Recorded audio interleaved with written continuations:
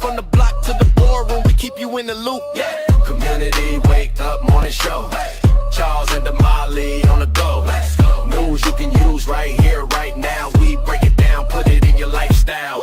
From the front porch to the car hustle, keep it light, keep it real, keep the hometown muscle. Turn it up, let the whole crew know you rockin' with the Community Wake Up Morning Show.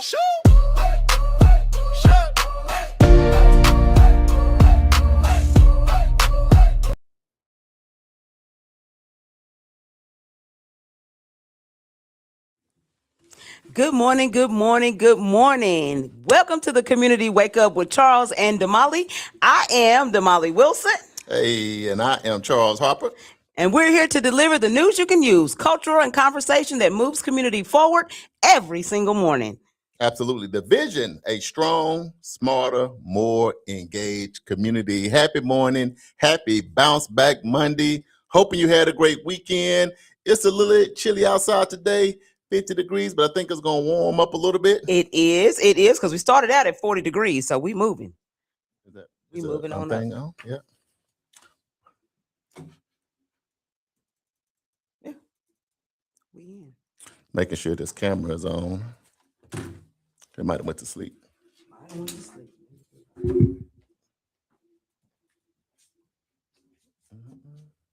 It's on. You can't see it.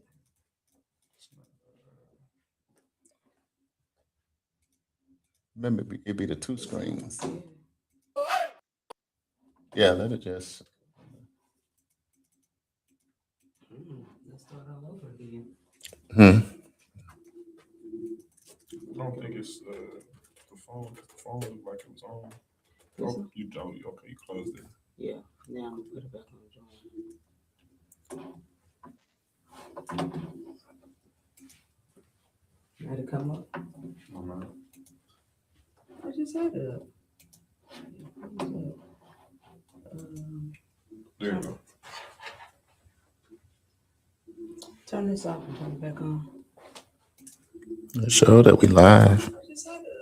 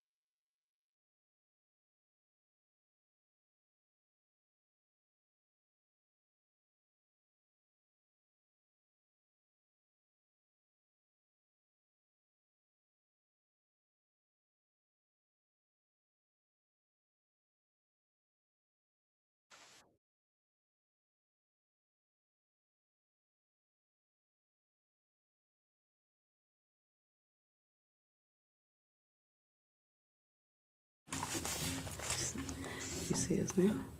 Okay. All right, y'all, we are back. Monday morning glitches. Here we go. So today our theme is going to be education as liberation. We're going to be providing listeners with valuable information about our theme of what it means to community. The goal is to inform, empower, and connect community. Damali, what's up? Hey, it's a lot going on. It is a Community Wake Up. Appreciate Yes. y'all for tuning in. We live right here on World One Development News You Can Use. We live on KBOB 89.9 FM. Also live on YouTube, the official World One Development News You Can Use. And for everybody that's strolling, you out there, maybe you're in the gym, you're at work, you're at play, just go to nycu.fm, stroll down, hit that play button, throw us in your ears, throw you on computer, throw us in your house sound, and we got you covered all morning. Yes. So before we get started today, we're going to put this out there. We want to send out prayers to the family and friends of rapper and producer Little John. He and his family are mourning the loss of his son, Nathan Smith, also known as DJ Young Slade. According to authorities in Georgia, Nathan was found deceased early this week after being reported missing. He's 27 years old, and officials have stated that there is no indication of foul play at this time, and the investigation remains ongoing as the medical examiner works to determine the official cause of death. In a joint statement, Little John and Nathan's mother shared that they are extremely heartbroken and described their son as a kind, thoughtful, and deeply loved individual. They also highlighted his accomplishments, noting that Nathan was a graduate of NYU and a talented music producer and engineer. The family also thanked law enforcement and the community for their support and has asked for privacy as they grieve. So we want to send out our condolences to the Smith family because I just cannot imagine 27 years old. Man, it's so sad. 27, like still being a kid. You know what I'm saying, Damali? And then Little John and the East Side Boys. Exactly. Man, it's like we done grew up with Little John. It's like Little John is a cousin. Exactly. You know, to us. Yeah. And we all got kids. Damali, you and I both got kids and close to around that age. Yes. And, you know, I think that they say like the worst feeling ever is to lose a child. Right. Because it's not like the normal way things are supposed to go. You know, a mom or a dad is not supposed to bury their child. They're supposed to bury us. Yes. So as a community, let's wrap our arms around Lil John. I know we're in a time of social media, so please no memes and crazy stuff, because you never know what really happened. But I'm hoping that we can wrap our arms around the family. And if it was some foul play, hopefully that's found out. But I can only imagine how he's dealing with that in his family and friends. That's a very young man. Yes. So just prayers to our community, because our community took a loss. When this happens, it affects all of us, no matter where you're from. Absolutely. So we're going to move into our morning affirmation. This is day 6 of the morning show. Day 6, day 2. Yeah. Week two. Week 2, day 6. All right. So we're going to breathe in, breathe out.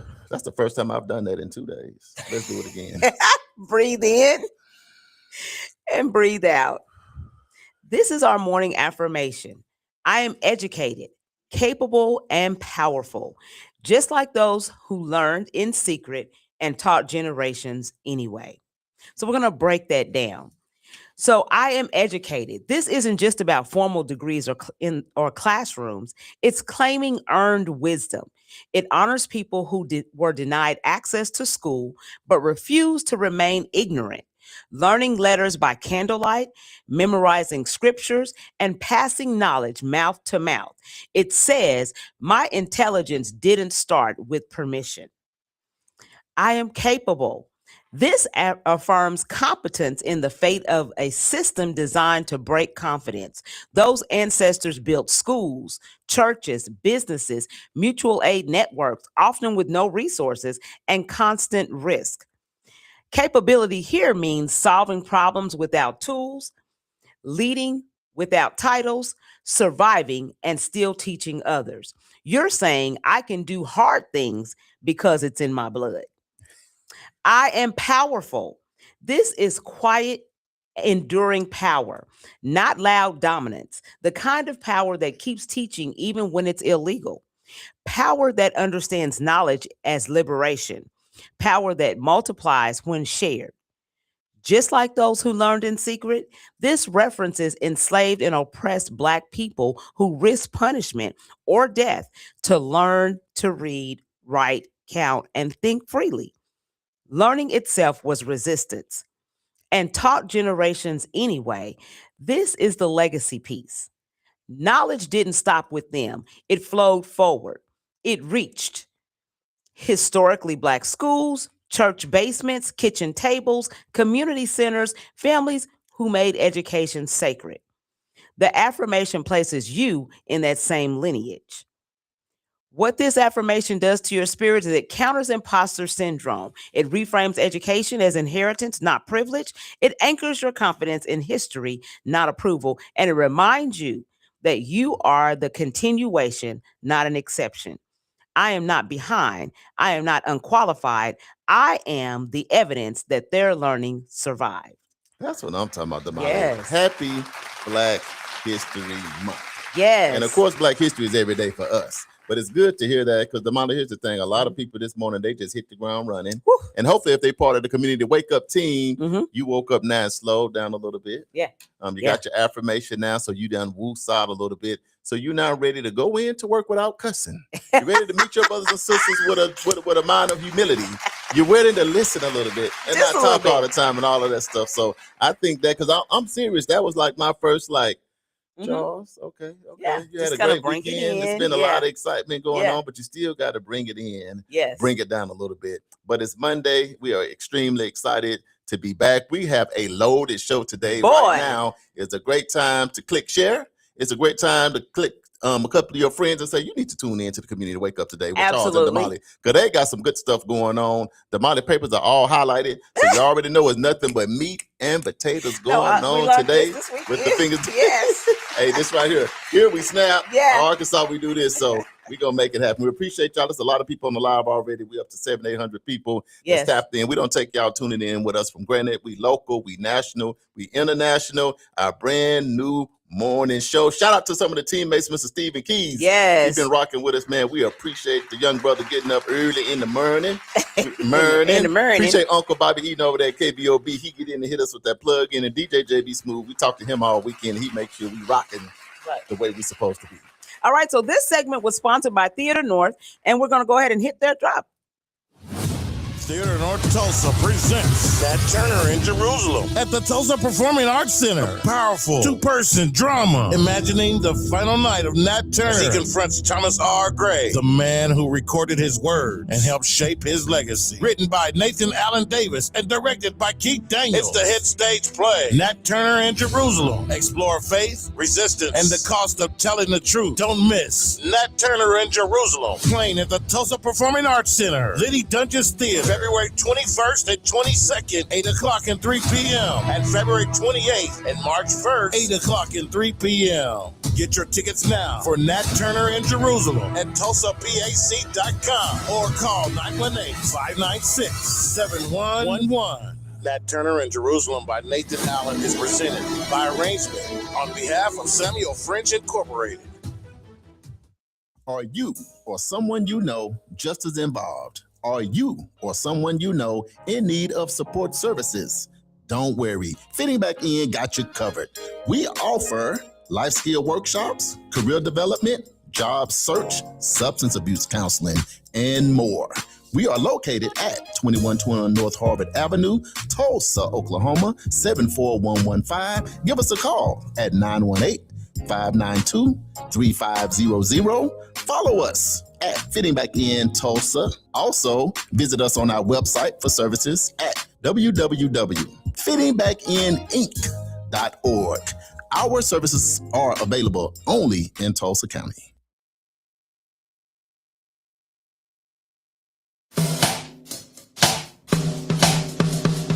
Hey, good morning. It's the Community Wake Up with Charles and Damali. We back live here, live on KBOB 89.9 FM, live on NYCU.FM, live on YouTube, the official World One Development News you can use. Hey, y'all here with us and we jamming. We groove back on that Monday. Y'all better wake up. Wake up physically, wake up mentally, wake up spiritually. Wake up. We appreciate y'all for waking up with us, man. We got a live show lined up. We got a lot of people on the live. We're going to go to that live in a minute. Damali? Yes. How was your weekend? How you feeling? You know what? Hey. We got a lot to talk about, and we're going to talk about that in our community update about what happened over the weekend. Oh, right? It was a lot. It was a lot. It was a lot. So we're going to start out talking about education just a little bit, okay? Education is our focus today. Of course, our theme is education is liberation. So we're going to hit local, national, and international. Hey, you know what? What's that? They said the mind is a terrible thing to waste. Absolutely. And on the wake up, we're not going to waste our mind. That's right. We gonna share. So locally here in Tulsa, Oklahoma, Union schools are tackling the teacher shortage. Yes. This is what they're doing.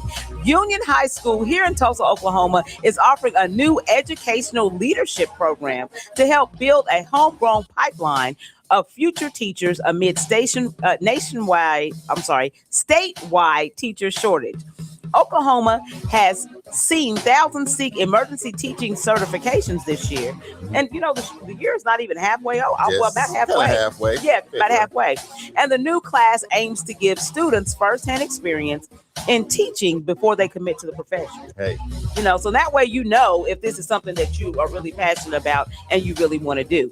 On the national level, according to a new ranking by Time magazine, Yale University is currently number 2 nationally in the top 100 university in the world, with the University of Connecticut also appearing in the top 500, reflecting continued recognition of U.S. higher education institutions globally. Girl, So that they is are number awesome. 2, right? Number 2 in the world? Mhm. Come on, Yale. Yes, absolutely. And a new report from the Texas Education Agency shows a 72% increase in special education enrollment, driven in part by dyslexia identification, alongside ongoing challenges with student math proficiency and overall public school decline. So I think it's great that you're identifying what the problem is, Right. but now we need teachers that are equipped to handle that particular issue. Let me ask you this, Damali. What you think happened to all the teachers? What's I going on just with think that teaching? the pay is not as good as, it's a lot of work. Yeah, I must admit, we got to find a way to get to the White House, get to Congress, get to our state, and figure out how can we pay our teachers more. Because here's the beauty. Damali, when we were young, I can still remember Miss Horn, Mhm. Miss Franklin, Mhm. my Coach Rosenberg, Yes. my Coach Gates, my Coach Perkins. But Yeah. back in the day, coaches used to be coaching and And teaching. teaching, yeah. Yeah. Miss Lanius and all of them. So we can still remember our teachers from back. Like me, I'll forever remember, rest in peace, Miss Horn. Mhm. Everybody that went to Bearden High School where I went, we all remember. Right, She right. done taught my grandma, my Yes. great grandma, me, my auntie. No, for real. And I though, think hold on. those educators, that were generational like that. But seriously though, she did teach my mom, Uh-huh. and she taught me, my auntie, and all that. So she was there for generations. Right. So I think what happens too is when you have those generational teachers, Mhm. they understand your DNA. Yep. They understand your lineage. So as soon as you come in, they gonna say, "Here come Don't- Damali again. don't start none, won't be come, none." Here come Charles again. I see a little child. See, I knew your daddy, Right. and I knew your Right, uncles. So I right. know you got a lot of energy. Uh-huh. But I think that may be the difference. I can tell you one thing I do understand is when I used to go to the PTA, Mhm. meets with my kids. Let me tell you what I noticed. The teachers are barely older than kids. Mhm. I'm like, the teachers are now, no problem with the young teachers. I'm just saying the teachers are 22, 23, like fresh out of Mhm. college. Yeah. And I think that sometimes when you're that young, you don't have lived experience. Right. And you also just not trying to get your teaching Mhm. experience. No problem there. But when you used to come, you knew you had a teacher in the building because the teacher would talk about your mama and your family and those That's kind right. of things. And And we'll call them. Got them on speed dial. and got them on speed dial. You know what I'm talking about? So education is key. Like I said, the mind is a terrible thing to waste. And especially in Oklahoma, we ranked at the bottom. Bottom of the barrel. So it's good to see that we're making some adjustments because all you can do is try, get some maybe different leadership in space. I think Dr. Ebony Johnson, superintendent for TPS, she's doing a good job. But what you think about this education crisis? I'm gonna call it that. Well, I think too that sometimes if you don't have teachers from the community Right. who understand the kids, then I think it's different. Because I grew up in our neighborhood, and some of my mother's teachers were my teachers. But they'd be like, "Hey, I know your mama," and you'd be like, "Ooh." Yeah, I don't want you calling my mama, so let me do what I need to do. But like you say, they understood the family DNA. They understood this child is high energy, where this child is more reserved. They understood the dynamics, and they, whereas I think now teachers don't have time to get that, you know what I Right. mean? And because they didn't grow up in the community, because they're coming from other places, then they don't have any idea about the community dynamics. So I think that makes a difference. And that's why we need to be raising up, children in our own communities, but we need to be able to pay them a salary that's going to keep them here. That's the issue with Oklahoma. What happens with Oklahoma is we raise up teachers, but then they go to Texas and some of our neighboring Right. states because they make more money. Yeah, and another thing too, remember this, learning starts at home. Come on now. So we got to start with mom and dad 1st, Mhm. And another thing that it makes me think about, I remember growing up, I would be in my Sunday school class. Yeah. And you would be getting some reading in your Sunday school class. It seemed like your That's Sunday right. school teacher understood, boy. Now Mhm. you here in the house of the Lord. Right. Talking about I'm. Now Right. you better sit here and read because even your Sunday school teacher, that's where the village come in, Right. was concerned whether Yeah. or not you could read and would tell your parent at church. Now, if this baby can't read in this Sunday school The Bible class, scriptures. yeah, then he can't read Right. at school. Right. So let's just go back to understanding it's a village. It takes an entire village Mhm. to make sure that we have those basic things we need to make it in this world. Mm-hmm. Yeah. Pearlie says you definitely hated to hear the teacher say, "I know your mommy." You so right. Hated it. Yeah, I know your mama, and we good friends. You want me to call? Oh God. Let me go to the live and do some quick shout outs before we jump all the way into this thing. Man, we got China back in. Hey. We got Japan back in. What? Welcome back to the show. Good morning. Across them waters, it might across be them evening ponds. for them, right? Yeah. All right, guys. We're going to have some special packages for advertisement and all those things. So people like, man, y'all following, y'all are so jazzy and all that goes on. But we got a partner that's on the live with us. We're going to be bringing some packages starting this Friday that we're going to help you out in that social media space. Yes. You know, because some of you guys, you just don't really know what to do, how to do it, how to build your following and all of that stuff. But we're going to help you do that. So we're going to package that up for them on this weekend. Teresa Elliott, my sister. Hey, older sister, what's up? She said, good morning. Jessica Brown Nelson. Hey, Jessica. Said, good morning. Glad you all made it home safely. Thank you so much. Your mom is on. Hey, mommy. My mom is on. Welcome to the show. My cousin, Pearlie Newton. Yes. It's in the building. My soror, your soror, Stacy Nichols. What's up, soror? She said, good morning. Awena, how you say Q-N-A-K? I don't know. Q-W-E-N-A Pearl is on here. Good see morning. the hearts. Wendell, thank you for tuning in. Yes. Mr. Energizer, can you imagine what's up, AJ? the energy he has after Seattle won? We gonna talk about that when we gonna get there later. Yeah, we gonna get there. AJ doing push-ups, he doing burpees, he doing all kind of stuff down there in Jacksonville, Arkansas. But we're gonna come back to the live in a minute, Damali, and come in. We appreciate the love, the hearts, and all that good stuff. Yeah. But we do have a loaded show today. So a couple of other things in education. Hawaii. They have decided they're going to discontinue grades 9 through 12 due to enrollment reality shifting to preschool through 8th grade. So I guess they have more kids in that area, so they're going to shift their focus. I'm sure they're still going to have 9 through 12. I mean, you know what I'm saying? Because you got to graduate. But what they're saying is their educational focus, they're going to shift that. They're changing it to a preschool through 8th grade multi-age model. Right. A local example of how some schools are adjusting structure amid demographic changes. Oh, I thought, because at this point, I'd be feeling like middle schoolers are just like grown now. You know, my grandkids are middle schoolers, that they know more than I know. I said at this point, y'all can go on to the world, get y'all a house, car job. You know, so I thought Hawaii had figured it out. Right. Look, some of y'all was gonna save. I'm gonna tell you who was gonna be really excited about that. People on child support. Child support gonna stop in the 8th grade now to the scene. No, you're gonna have to take care of that baby all till they get out of college. To the end.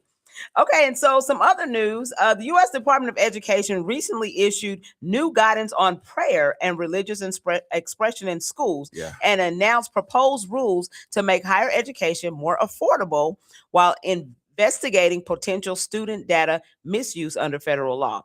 So they're still doing some things, over at the Department of Education. And then the commentary in the Washington Post calls for more accountability in public schools rather than adding funding against a backdrop of rising spending, but stagnating student outcomes. So that's a big deal right now. It's like, where's the money going? If our kids are still failing in school, and test outcomes and test scores are low, then where's the money going? What are we doing? I just want to back up to how you feel about prayer in school. Let's just back up to that prayer. Listen, I think that prayer in school was the foundation. Well, so I'm a religious person anyway, so I think you should be praying anyway. But I believe that, taking some of those things out, I'm just gonna keep it old school. We need to get prayer back, and we need to get some of them SWATs back. Because when you get prayer, back between prayer and SWATs, you got your life together. I'm just telling you. Hey, this is what we're saying, because we're a little more seasoned. We got some SWATs, and that's why we can get somewhere and sit down, because we'll think about back there can get real tender, because sometimes your back there can write a check that you can't cash. Right. That's why a lot of times you're out here, people fighting, getting smacked. Doing too much. But I'm gonna leave the spanking part alone. I'm gonna leave that part alone because I'm having trauma and flashbacks right now just thinking about it, even though it got me in order. Right. But the prayer thing, I know there's a lot of different religions. And I think when you do get into that, everybody, has to be able to pray to whomever they want to pray to, because that's each person's religion. We got over 250 religions. And when you're in a melting pot like Oklahoma, Mhm. you got people from all over the world, and that's understandable. But I can say, and you can say, man, we used to have to pray. That's the only way they could get us together, because they was like, Jesus gonna get you. Right. Do you want the Lord to get you? That's how I Yeah. got my son in order. My son was at Union. He was, for some reason, Oh, Khalil. I'm like, Khalil, you can't push people. You know, you can't trip people. See, he play too much. You know how you walk and you just want to trip and just do little stuff like this, meddling That's with a people. boy thing. So I'm gonna tell you what I did. Don't be Oh, mad at me, God. Khalil. He was probably in the kindergarten or the first grade. Right. I took him to Oral Roberts University. Not the praying I threw them hands. bigger. If you ever been to Tulsa, been to ORU, they got some huge praying hands that look like they're bigger than the buildings downtown. Right. And so I was asking him about the stuff he was doing at work. At school, I can tell if he's telling the truth. So I took him and put him before the Lord's hands. So he was standing there, and I had all questions. And I said, Khalil, you got to stand there, because at this point, man, I can't do nothing with you. It's between you and God. His knees was already rattling. I said, uh-oh, he in trouble. I said, so Khalil, I'm going to ask you, did you push that kid? And as soon as I said, did you push the kid? Oh, I said, oh, God, the hands is coming down. And I took off running. He said, yeah, I pushed him, Dad. I pushed him. Okay, question number 2, because the Lord is angry with us. He might get both of us. Did you or did you not lie about taking them snacks from the other kid? I said, oh, God, the Lord is coming. Dad, I got the snacks. They're right here. You can have them back. Take it all. Take everything I got. Lord, I fall before you. I'm here. I took Khalil ain't lied no more. We've been good. Right.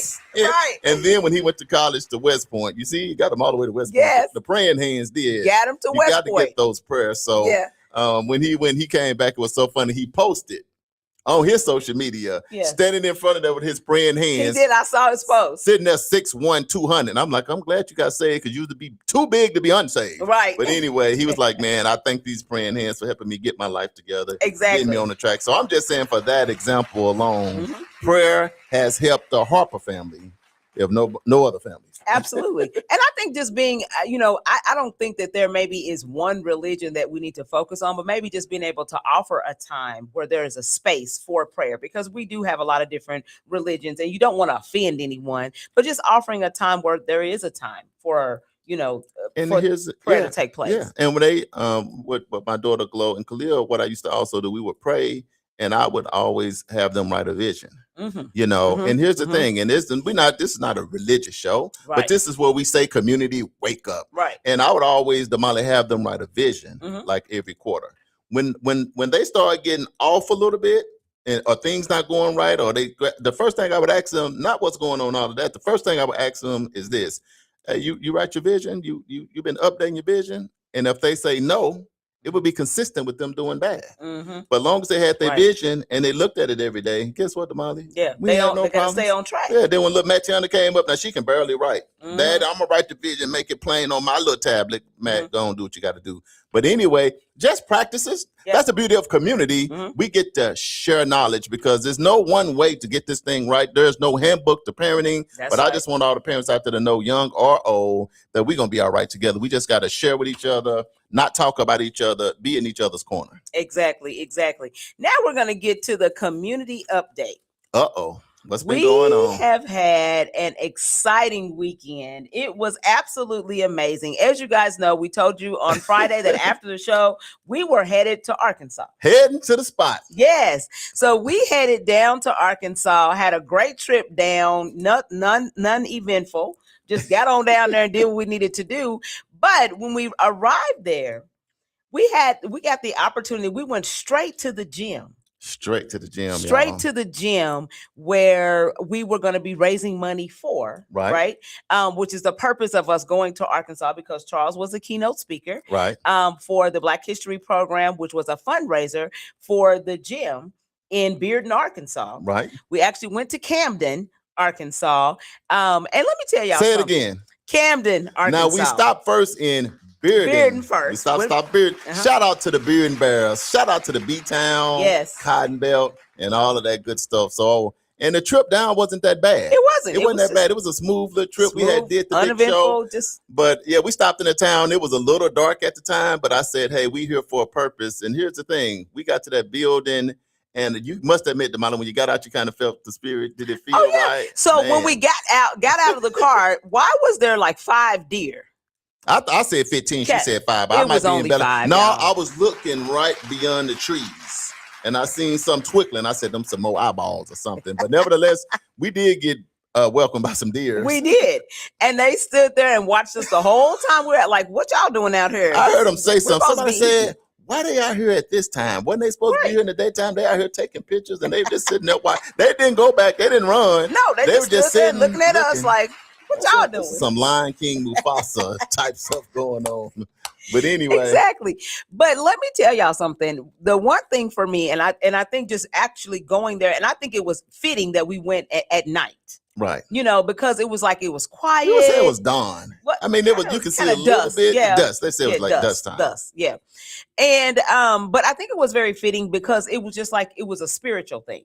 Right. You know, for us to be able to be there on the soil, you know, to see this shadow of a building, and actually it's a really nice building, you know. Yeah. So I Yeah. cannot wait to go back and do the grand opening Hey. of that facility, you know. Really nice building, you know. It had a few issues, you know, but I mean, it's nice space. Little TLC. Yeah, That's what we call it. Little tender TLC. That's what love it needs. and care. Yes, yes, but we had an amazing time. The love was just amazing. Hospitality on point. Hey, what about the sorors and the frats that showed up? They showed up. I was so appreciative. And I'll say just the next, because I'll tell you this, even though we drove down, I fell on out and went to sleep pretty quick. Yeah. But the morning I was up, and then my cousin and her team, because there's Yes. always a setup team. Always. I a said, setup we were team. like, no, we want to go see the setup team. So Mhm. we went out there. As soon as I saw my cousin, Pearlie Newton, she's on the live. Thank you Yes. so much. You just felt that warmth. I felt like I was back in Africa, even though I was in Beirut. A warm hug, a Yes. warm smile. Her daughter, Vicky, my cousin, the other team, Natalie, and all of them was setting up, Yeah. getting everything together. They was excited. We were excited. So it was good to just come in and that initial hospitality. Mhm. It's how people treat you when you Mhm. show up. That's right. That makes a big difference. That's right. You know. And we were like family already. I You was like, did. what's up, cousin? We're not blood cousins, but we're Right. cousins, you know, in the fact that we've just been around each other and knowing each other, you know, them watching the Wake Up show, just watching us period. Because was on good. the other show that we were on. But I will say this, there are plenty of videos. So we recorded, Oh my God. there's so many videos, there are so many pictures out there. It is not too late to make a donation Yeah. to this amazing cause. Right. So you can still go to Cash App. Y'all The Cash listening? App. Cash App, $ OCTS 1969. No donation is too large or small. Make a donation, sow seed into this community. Charles did a phenomenal job. And you guys can see his speech, but he did a phenomenal job with giving his speech to community and being the keynote speaker. He did I'm just amazing. You know, kudos to you for Thank the you. great I job that appreciate you that. did. Yes. And you know, just all the love, you know, all the community members. I had a great time meeting your coach and some of your childhood friends and all of that. So it was great. It was just a whole great weekend. Thank you for going, because you could have been like, Charles, I'm not going down there. And I can tell you another thing that was really, really good. Before I could even settle in good, my daughter texted me. Yes. She like, we done pulled up, big Glow in the house, watch him out. I'm like, Glow, you was turned all the way up. So I went by, you know, her mom, her auntie Lisa, and then I got a chance to sit down with Mr. Hawkins, which is her grandpa. Mhm. And you know, it's what them veterans or them seasonal people Mhm. say Mhm. means a lot to me. So I went, because I was thinking, man, I'm gonna go check on him Right. before we get started, because Right. I've been knowing him since I was in high school, right? So I went by, he was in there watching his sports. I went in and he said, he was smiling. He said, Charles, I'm coming to see you tonight, man. Oh, yeah. And when he said And that, he did. that really set a whole different tone, a whole different fire, because Mhm. see, seasoned people don't just come out, Uh-huh. you know, because it's That's a right. process to get out. Yeah. And when he said he was coming out, he was sitting front and center. That meant everything Mhm. to me. But of course, my brother was there and my sister-in-law. And oh man, well, my first cousin, Waletta, shout out to her. Yes, Waletta did a great job Oh, too, look. introducing you. We got to bring her. Look, nobody else can introduce. Not let me not say that. But Waletta, She did a great she job. is tough. That's my one of my little cousins. We grew up together. Mhm. So when she introduced me, when she was talking, I can feel the things we've been through when we were little. Yeah. Because a lot of Came from times a people different see my space. cousin because she's a world-renowned speaker. We're going to get her to Tulsa. Right. you see that, but you don't see what we went through when we was kids. So when she was saying that, I was thinking, look at God and look at what's possible. My best friend Marquise and Jessica, of course. Oh my God, Marquise had me laughing. He's on live right now. Marquise on the Yes. live. What's going on, he had Marquise? me laughing the whole time. And when I saw my coach, man, you know, and I gave him his kudos, but another person that hit me, my best, I call him my best friend. He's me and my brother best friend, Cedric D. Cedric So y'all split him in half? It depends on what you're talking about, who friend he is, because Ced is always going to try to keep you on the right track. Yeah. But I saw other classmates in there, other family and friends, but when I saw our president of the chapter down there in Camden, Arkansas, Mr. Williams, he pulled up and the Sorors pulled up. So anytime you see the blue and white, he's on now? Yeah. What's going on, Fred? Man, he said, man, if you thought you was coming to my city and I wasn't going to be here, come on, Fred, what's going on? So he greeted me with the blue fire love, you know, so the blue and white family, along with the other Divine Nine. The Kappas pulled on up, the 8x8s pulled up to have some Deltas in the building, had some AKAs. So Divine Nine, come on. Yes. Shout out to y'all too. Let me tell y'all something. We actually got an opportunity to go to. Okay, so listen, you know, Charles been telling us about this championship. He had all this time. We're like, whatever. Whatever. Okay. All right. Yeah, you did all that. Listen, he took me to the field. Right, to the track field. To the track field and produced receipts. Hey. I got a picture of Charles standing next to the big old sign that says that in 1992. 1990 when? 1992. Shout out to class of 92. Year, right. They were the champions, the state champions in track and field. And let me tell you something, that wasn't no easy state champion track and field. You can ask people on the live from the town. We had horses back then. Go back to the 90s. Yeah. People was running in the 90s. So when you say you won by an inch. It's not like you won just out here winning. It was tough, but those childhood memories, man, they take you back to school. They take you back to before this thing start life. And, you know, but for everybody, this distinct man, oh my God, thank you to them, man. I was up there to sit at the head table with giants. So to sit with them young men, now they were seasoned. Because I know y'all was looking like Charles is too young. I could see Marquez. I said, I ain't even going to make eye contact with Marquez. Marquez, like, what he going up there chewing on that chicken like that? And I was sitting there because I looked to my right. And here's the thing, everybody looked so good. They did. You know, so I looked to my right. Really I'm like, what's going on, bro? And he's like, man, I'll be 75 in a couple weeks. Brother looking 40 or 50.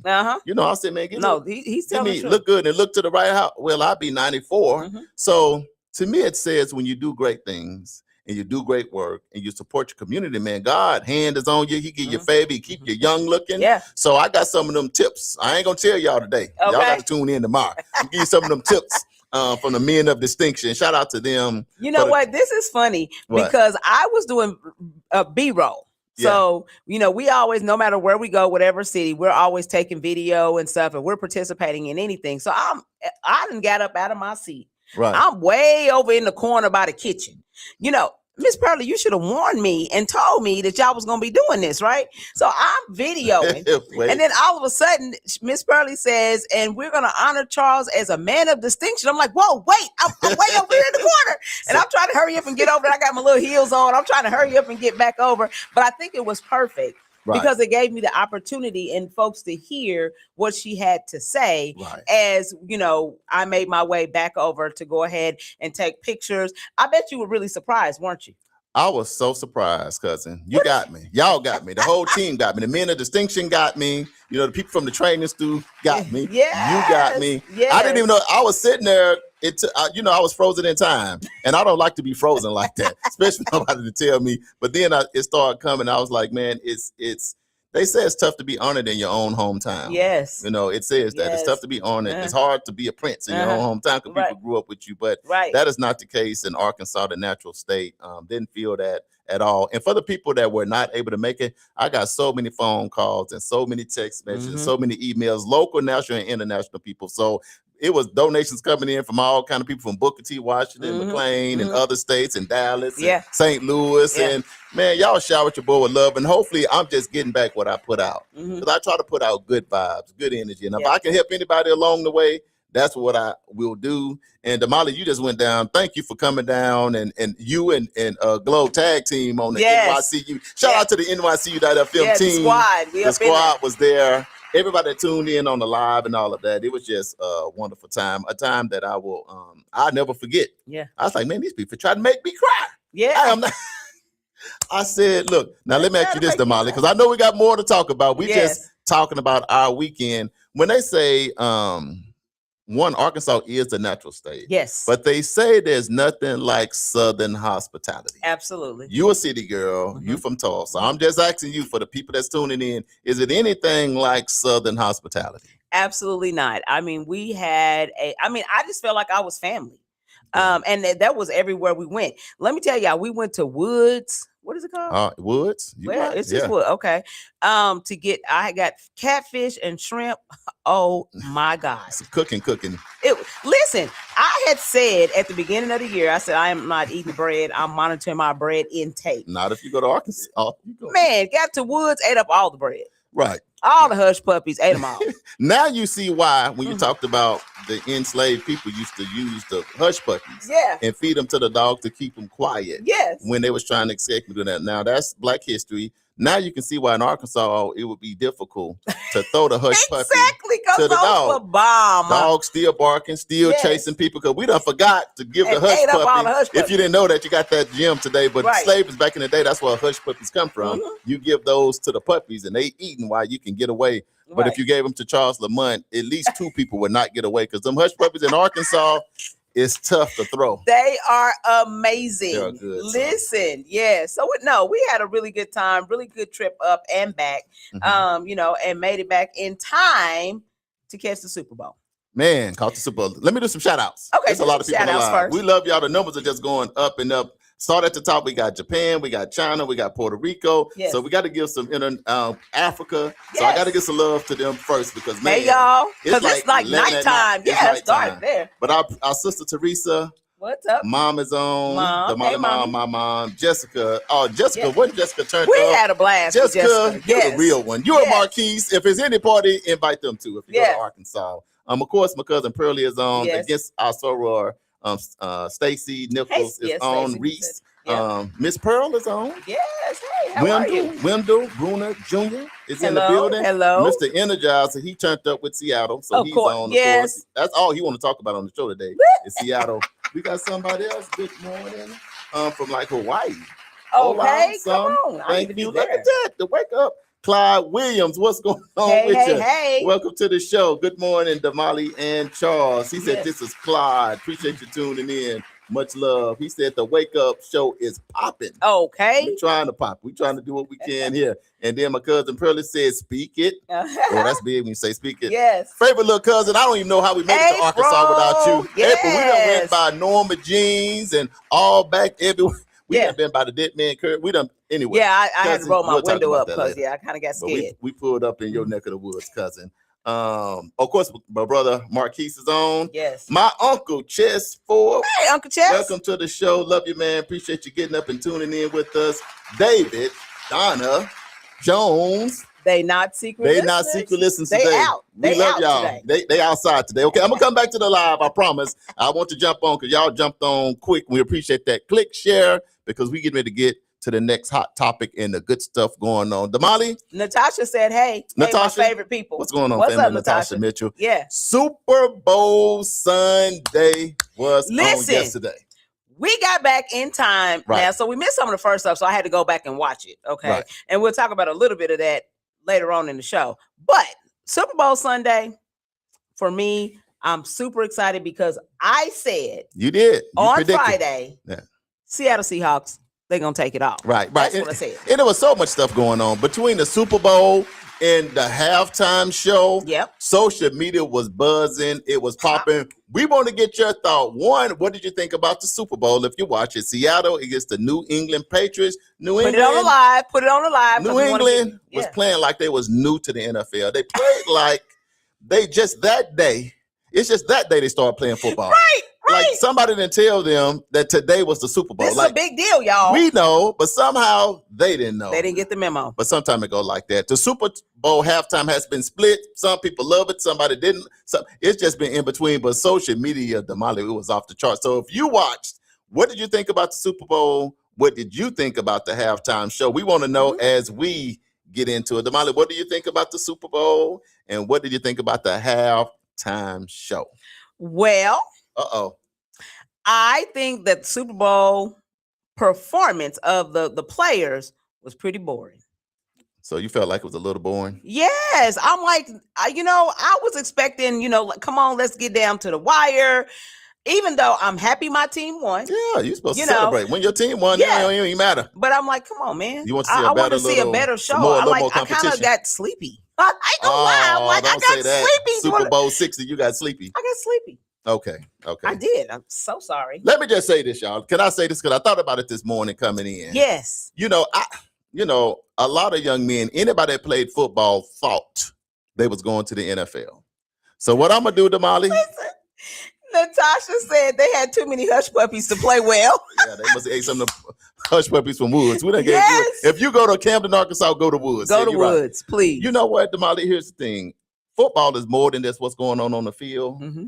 It's so much strategy. Mhm. It's so much film. It's so much competition with the coaches going back and forth. So what I decided this morning, I'm just going to appreciate that it feels like the underdogs made it to the Super Bowl.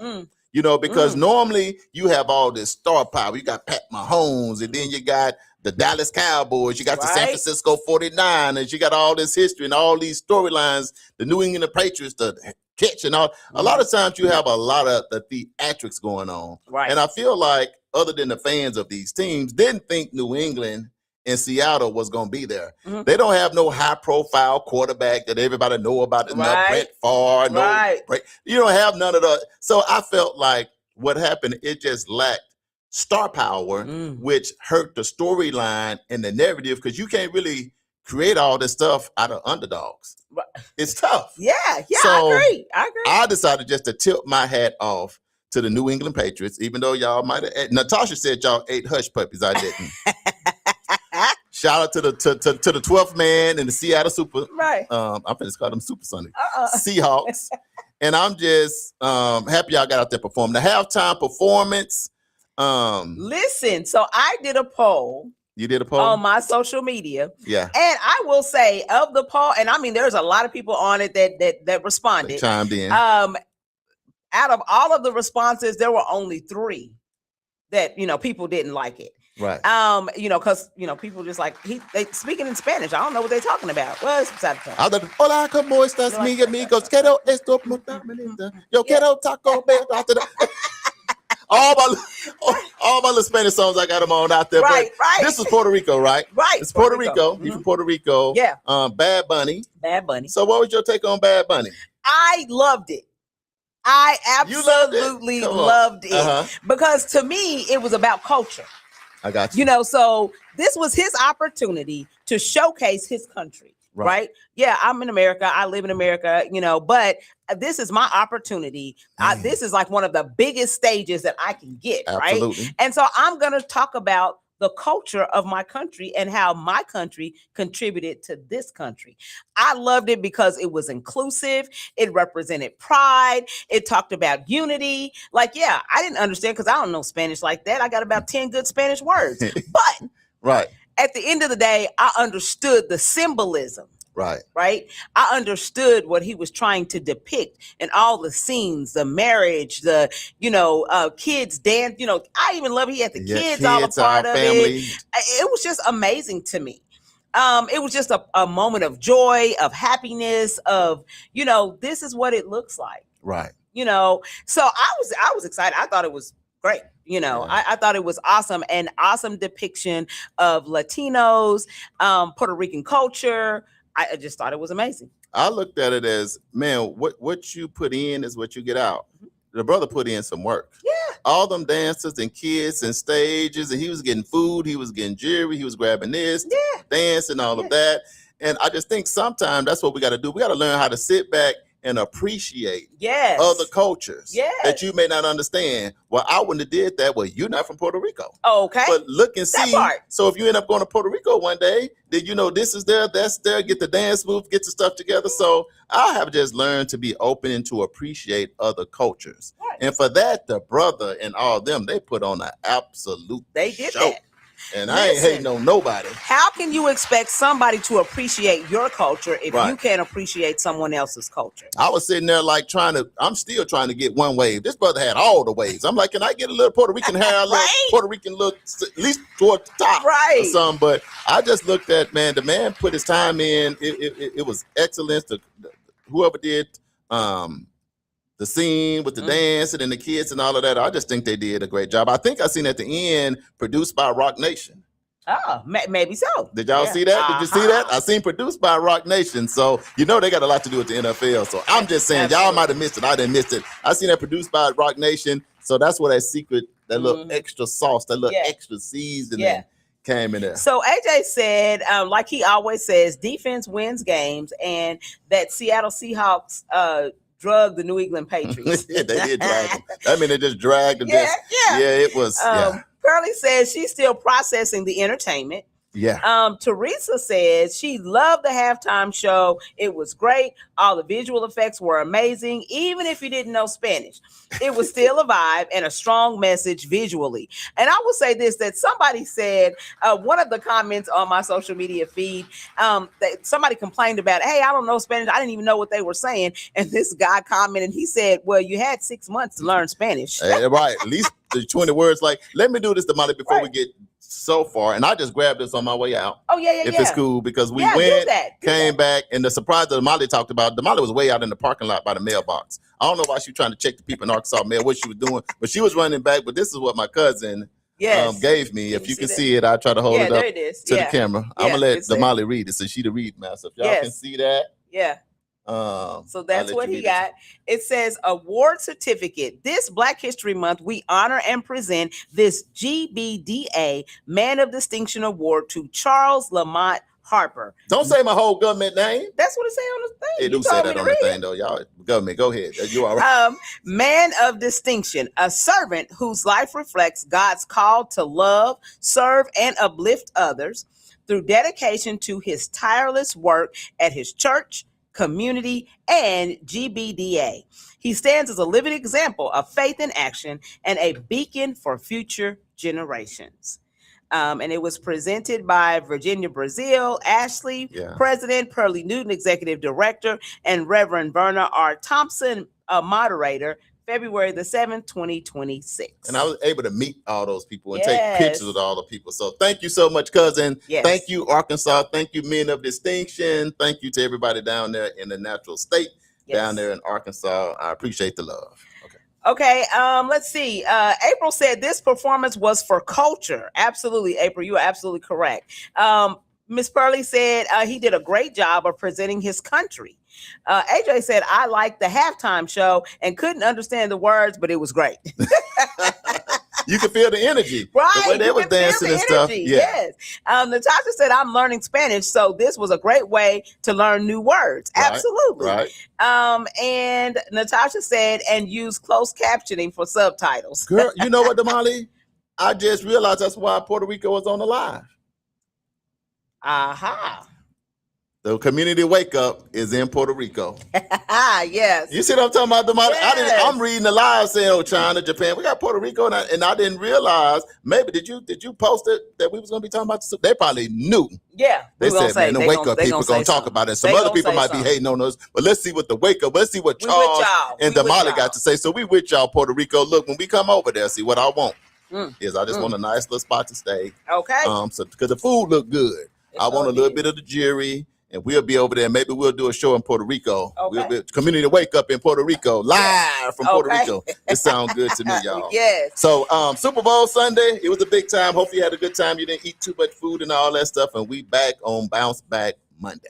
Yes. So we're going to do, up next is the Black History Did You Know fact. Now for the month of February, because it is Black History Month, we're just going to give you some trivia. It's going to be the Did You Know fact. But come March 1st, we switching over. Right. we're going back to the trivia questions, and you might be able to win some merch. Okay. Right. And we 5 minutes before the top of the hour, man. That first hour have went by really, really fast. It's 50 degrees still here in Tulsa. Hopefully it's nice in your country, your city, your state. But anyway, after this, we'll take a quick break, but we got to get into the Black History Did You Know fact. It's Black History Trivia with Charles and Damali.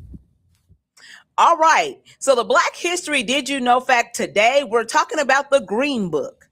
That is the Black Traveler's Guide. It was first published in 1936. The Green Book was the brainchild of a Harlem-based postal carrier named Victor Hugo Green. Like most African Americans in the mid-20th century, Green had grown weary of the discrimination blacks faced wherever they ventured outside their neighborhoods. Rates of car ownership had exploded in the years before and after World War II, but the lure of the interstate was also fraught with risks for African Americans. Whites-only policies meant that black travelers often couldn't find a safe place to eat or sleep. And so-called sundown towns, municipalities that banned black folks after dark, were scattered across the country. As the foreword of the 1956 edition of the 1956 edition of the Green Book noted, the white traveler had no difficulty in getting accommodations, but the Negro, it had been different.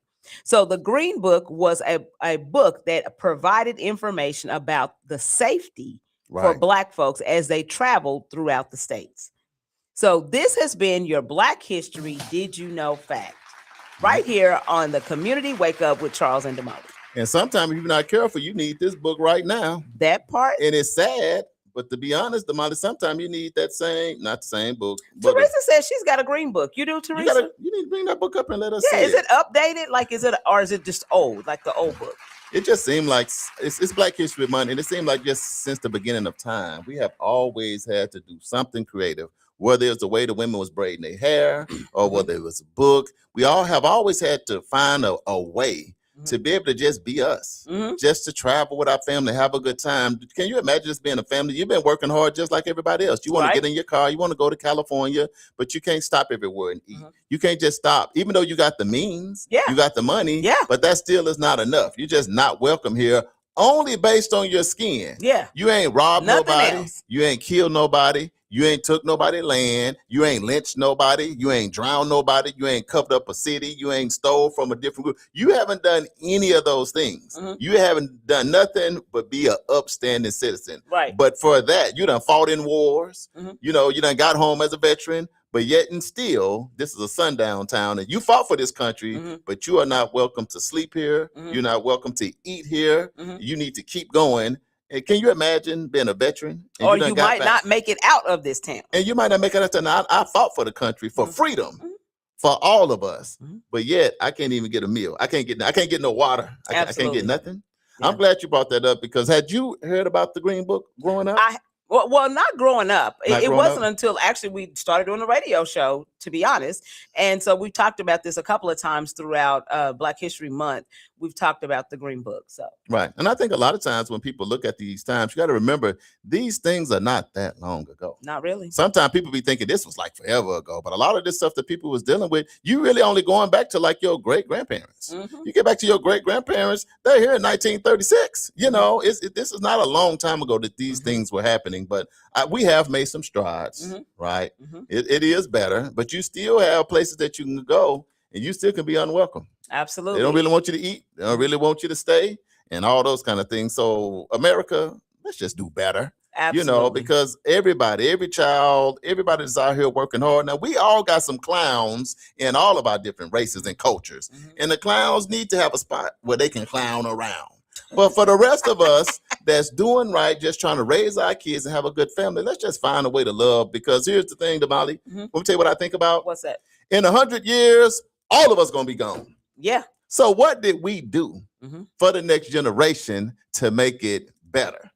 Do we want to leave a legacy of we was divided politically, socially, financially, spiritually? Is that what we want to leave as our legacy? Why not us be the generation to get it right? Because why pass hate, envy, jealousy, and that kind of stuff to our next generation. It just don't make no sense to me. It don't. What about you? All right, so we're a minute before the top of the hour. So we're going to go ahead and hit a couple of commercials, do a quick break, and then we're going to come right back with some more information on the Community Wake Up with Charles and Damali. Theater North Tulsa presents Nat Turner in Jerusalem at the Tulsa Performing Arts Center. A powerful two-person drama imagining the final night of Nat Turner as he confronts Thomas R. Gray, the man who recorded his words and helped shape his legacy. Written by Nathan Allen Davis and directed by Keith Daniels. It's the hit stage play Nat Turner in Jerusalem. Explore faith, resistance, and the cost of telling the truth. Don't miss Nat Turner in Jerusalem, playing at the Tulsa Performing Arts Center, Liddy Dungeons Theater, February 21st and 22nd, 8 o'clock and 3 p.m. And February 28th and March 1st, 8 o'clock and 3 p.m. Get your tickets now for Nat Turner in Jerusalem at TulsaPAC.com or call 918-596-7111. Nat Turner in Jerusalem by Nathan Allen is presented by arrangement on behalf of Samuel French Incorporated. The 36th Street North Event Center is proud to kick off another great season of social gatherings with family and friends. And no matter what the size of your next event, the 36th Street North Event Center has you covered. From event decor to live DJs, even catering, and a world-class sound and lighting system, 36th Street North has your event covered. We offer a state-of-the-art event booking and planning process from start to finish. And whether you're hosting 100 or 1,000, 36th Street North Event Center is the premier event center of North Tulsa, located at 1125 East 36th Street North. Share the experience at 36th Street North Event Center and see why we are the number one choice for upscale events. From weddings to birthdays, corporate functions, holiday parties, and so much more. Visit us today at 36theventcenter.com or call and reserve your spot at 918-200-9046. Looking to take your event to the next level with professionalism and energy? Contact World One Development. We host events, have radio personalities, offer community engagement and videography. We also do live radio remotes, red carpet appearances, create promos, event recaps, drops, and flyers. We also create customized advertising packets to promote your business, organization, or program. Visit our website at worldonedevelopment.com. You can also reach us on social media at World One Development. EduRec is the place where education and recreation meets. At EduRec, we have a host of programs such as Spring Break Camp, Summer Camp, and After School. We also have Black History Saturdays. It's located at 5424 North Madison Avenue. To donate, sponsor, or volunteer for any of our programs at EduRec, go to edurectulsa.com. Call EduRec today at 918-430-3947. And you can also visit us on any of our social media platforms at EduRec Tulsa. EduRec Tulsa, where education and recreation meet. Buy local, build local, support local. The Small Business Spotlight is brought to you by NYCU.FM. Listen live at NYCU.FM 24/7. Local dreams, local dollars, local success.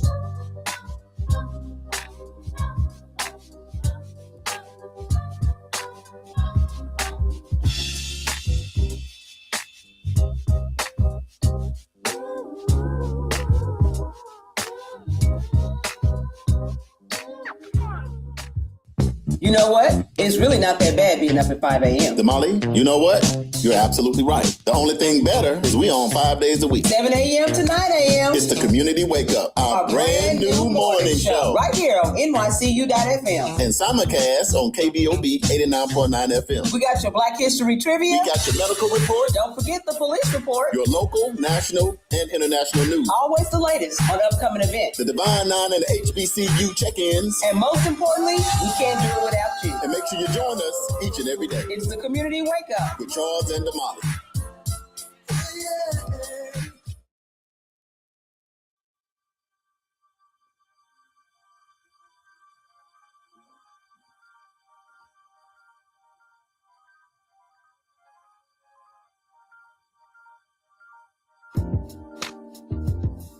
It's the community Wake Up with Charles and Damali. And we are back live right here on NYCU.FM, on World One Development, Facebook Live, on YouTube, the official World One Development News You Can Use, live over there on KBOB 89.9 FM, where we get to tell our story our way, and we are back.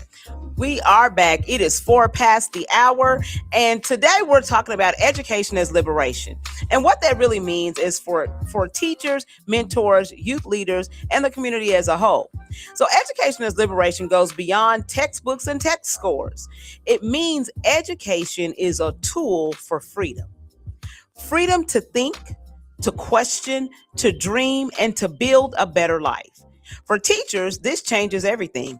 It reminds educators that they're not just teaching subjects, they're shaping confidence, identity, and possibility. I think that goes back to what we were talking about earlier when we were talking about, why teachers are different now. I think maybe we forgot that, in our communities, we understood that. But when we have folks coming from outside of our community to educate the kids inside of our community, they don't get that. A liberating classroom doesn't just ask students to memorize facts. It helps them understand who they are, where they come from, and how knowledge can change their future. For mentors and youth leaders, education as liberation means meeting young people where they are, affirming intelligence that doesn't always fit inside a traditional box. It means teaching life skills, history, and purpose alongside academics. Because sometimes the lessons that a young person needs most isn't algebra. It's believing they are capable. And this matters to community because education doesn't stay inside the classroom. When education liberates, communities grow stronger. We see higher engagement, healthier families, safer neighborhoods, and young people who believe they belong and have something to contribute. Education as liberation produces thinkers, leaders, and builders, not just graduates. So today's reminder is simple. When we teach for freedom, we don't just change individual lives, we change the future of our community. This has been your news you can use because educated minds build liberated communities matters. Girl, when you said education brings about freedom, that just registered. Education brings freedom, and that is just true. And that education is not just when it comes to us. It's Black History Month. Can we keep it real? It's not just the education inside the classroom. We got to be educated on how to make it in the workplace because it's different. We got to know how to be educated on when we traveling out of the country because it's different. We got to be educated in just going into certain places. Even in our own country, you have to be educated because if not, you end up in a world of trouble, Damali. Absolutely. So Miss Pearlie said, my husband was denied service at a restaurant as he traveled with a group of Caucasian soldiers. They were dressed in their army uniform. Needless to say, they all left hungry. That's crazy. Yeah. Now you're a serviceman. You're serving our country, but yet still you can't get served. Want me to tell you what makes a difference? She said something big at the end. She said, needless to say, they all left hungry. The good thing about that is he was with the right soldiers that said, man, if our brother can't eat, we out of here. Then we not gonna eat. I'm gonna tell you another place where we always come together. And if we could do just this, it would be great. Damali, let me tell you something. The community always comes together behind sports. Yeah. I don't care what town you live in, all these little towns everywhere. On Friday night, when you playing football, everybody comes together to cheer on their team. Right. If it's basketball championship, I mean, it's high five, it's love, it's all of that. I don't understand right when the game over. We can go right back to what we were before. You know what I mean? And here's my example. Is I remember playing sports in school, right? And then you out there, you scoring touchdown, or you hitting the hoops, or you running, winning state championship. Everybody love you, but then when you have to walk home with your hoodie on, then certain people won't give you a ride. Yeah. Now so it throws you off, and it's trauma as a Black kid. If I can score these 3 touchdowns, you can high five me and do that, and get carried off the field, talk to the news. You can do that, but if you see me walking home and it's 10 degrees and we just did this for the school, you can't give me a ride, right? Because of how I look just right here. If I'm in college you know, and I'm doing what I need to do. But then if you see me at a restaurant, you got to act like you don't know me. I know you saw me. And you know I'm hungry. Give me a piece of that chicken leg. You know, I'm just saying, Right. y'all, Yeah. it No. takes something different Serious. in us. And this is when you start showing out your family culture, your family history, and what you're taught at home. Because now when you do things like that, it registers to me as I get older, then that's what your mom and dad and your family taught you, that we can do this, but then when we get over here, we do that. And another thing you will realize too in school, everybody is great friends when you're little kids. I always loved being little kids. Black, white, green, yellow, it did not matter because we still talking about education. But somewhere along the line, which is understandable to a degree, around middle school and high school, this is when a conversation started happening about, well, now that you might want a little boyfriend or a little girlfriend and somebody you want to go to the prom, that's when people real ideals of just life and who they want to be with and around those things start coming to play. Right. I think it's okay to educate, just don't educate with hate. Educate whatever you want to educate, whatever your family morals and values are is fine. I'm just saying, don't educate with hate. Don't educate saying this race is that and that race is that, and none of us should do that. That's my 2 cents. What about you growing up here in Tulsa, Oklahoma? No, I agree, because I think that the thing that we talk about all the time is everything is not always what it seems. Right. So because you have this preconceived notion about something, that doesn't make it so.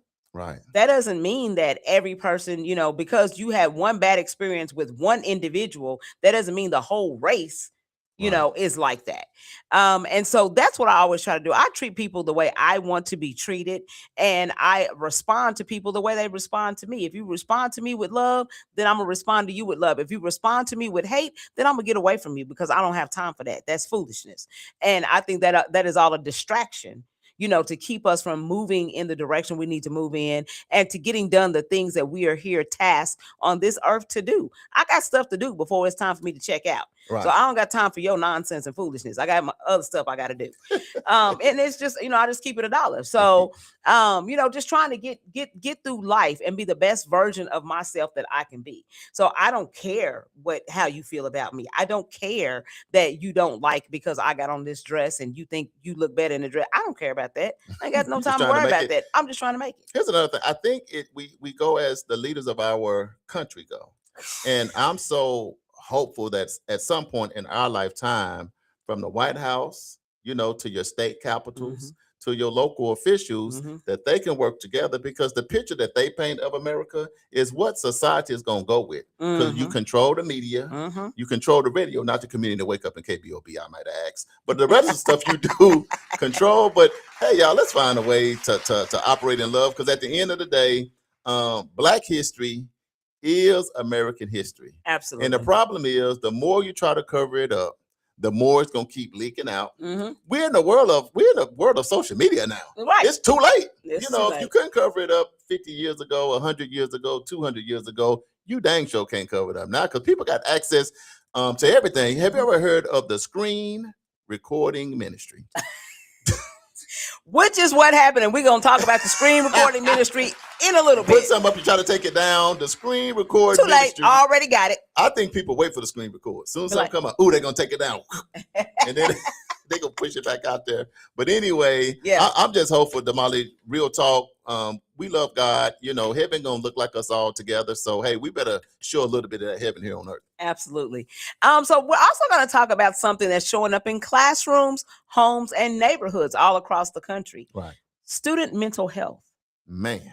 And why it matters to all of us, not just schools. So right now, schools nationwide are reporting that more students are dealing with anxiety, Right. depression, stress, and burnout than we've seen in years. Younger students are struggling with emotional regulation. Teens are carrying academic and social pressure, and college students are reporting record levels of overwhelm. And I remember that all too well, of being overwhelmed in college. Right. Whew, that was a lot. But the good news is some schools and districts are finally expanding access to counselors, teletherapy, crisis lines, and mental health screenings. More students are asking for help, and that's progress, which is great. And we're talking about this because we want to be able to let you guys give you some tools that you can use in your home so that you can be watching your students, right? Because they may not say anything about it directly, but watch your student and see what they're doing. So, but here's the truth. Students can't carry this alone. Student mental health doesn't stay at school. It shows up at the dinner table. Right. It shows up in attendance, behavior, and grades. It shows up in our juvenile justice system, our workforce pipeline, and our community safety. When students don't feel supported emotionally, learning suffers, families feel the strain, and communities feel the impact. And when students are supported, they are more likely to stay in school, build healthy relationships, and grow into adults who can manage stress, communicate, and contribute positively to the community. This is why mental health is community health. Faith organizations, after school programs, coaches, mentors, aunties, uncles, grandparents, you matter in this conversation. Sometimes it's not a counselor a young person opens up to first. Sometimes it's someone who simply listens without judgment. That's why coaches are so extremely important. And Charles hit on that in his speech over the weekend when he was addressing the individuals that were at the fundraising event. So here's the key for today. Check in with your young people in your life. Normalize talking about feelings, not hiding them. Encourage help early, not just during a crisis. Because when we protect the minds of our children, we protect the future of our community. Now, this has been your News You Can Use informational break about young people and student mental health. Let me say this, Damali, if you ask me. We have to find a way. It's so much pressure on kids to succeed. Yeah.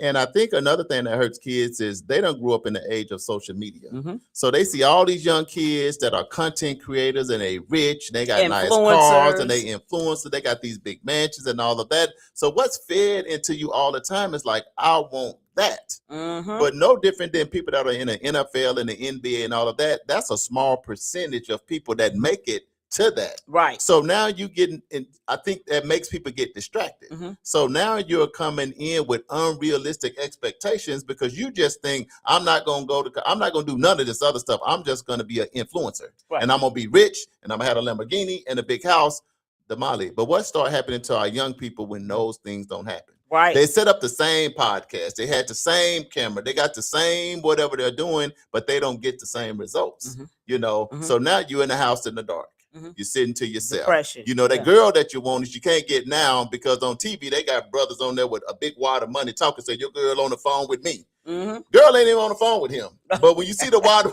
everything is not what it seems. They text their girlfriend. You probably on the phone with him too, with all that money in his hand. You know, you just have all these weird things going through your mind. And the old people used to tell me this, Damali, and I think it's true. And I want to see what y'all say on the live. They said the information highway is coming. And the older seasoned people that we grew up with were very afraid of the information highway. Mm-hmm. And I think these phones and internet and social media and all those things are the information highway because you can get so far so fast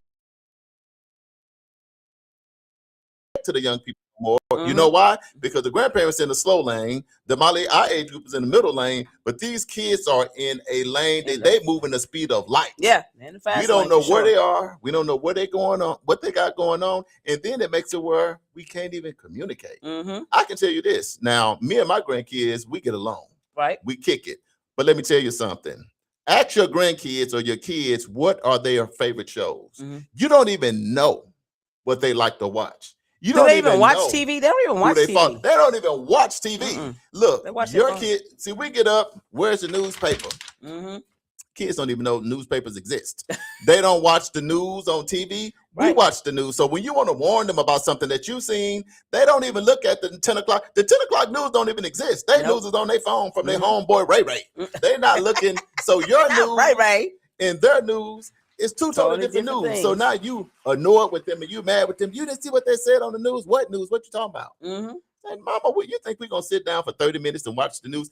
We got up. We'll watch the news all day. All right. We don't watch the news 10 times. It ain't even changed. All right. But anyway, same news. we got to find a way to communicate in a way that we can get along. And another thing, Damali, is I think that our grandparents don't look the same no more. That's right. We grandparents. That's right. I be looking in the mirror like, hey, Pawpaw. I'm like, man, I've been Pawpaw since 37, 38. No, right? Look, I ain't got no overalls on yet. Right. You know, I now at least I got some gray. Mhm. But at the end of the day, this generation, they are having to grow up a lot faster than what we did. And here's the thing: how much time did you spend with your grandma?